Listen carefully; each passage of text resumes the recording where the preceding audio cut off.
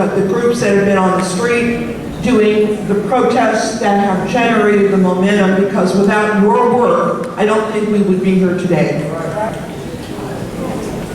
The issue is accountability.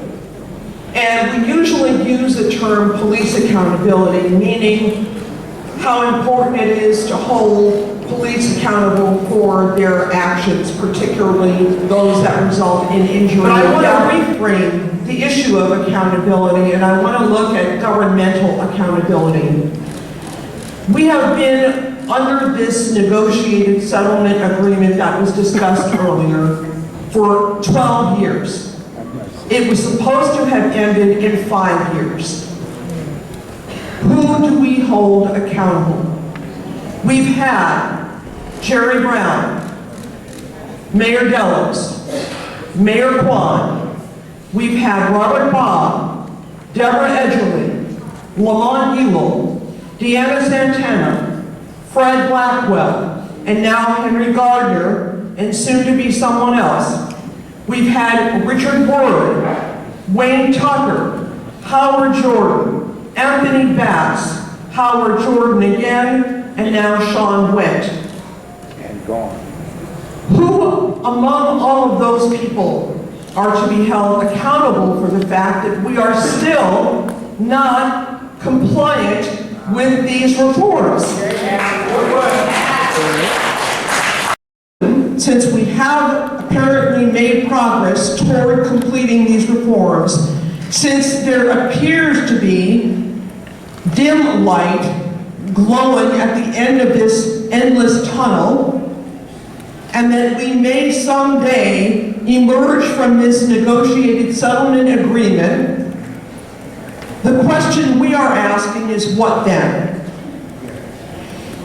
Given the history of how many years it will have taken, how many millions of dollars in monitoring it has cost the people of Oakland, what happens after the judge walks away? How can we expect to hold the police department, and the city for that matter, accountable to maintain these reforms in practice that have led to supposedly these improvements? We are asking the city council and the mayor to do two things: specific policy changes. One of them they already agreed to, but it was overturned by Tom Frazier, and that is move all of the citizen complaints to the Citizens Police Review Board and close internal affairs to public complaints. Move all of the complaints to the Citizens Police Review Board, where they will be accepted and investigated by civilians who have no connection to the police department. That's number one, and we'd like to see that happen by September of this year. And that any budgetary requirements need to be included in this budget that they are now considering for the next 2 years. Policy number two is the one that former Public Chair Gaio referred to earlier. The coalition worked for over a year, and many coalition members are here today, for over a year to craft a ballot measure that would establish an independent police commission similar to the one in San Francisco that has the power to issue discipline to officers, which is not reversible by arbitration.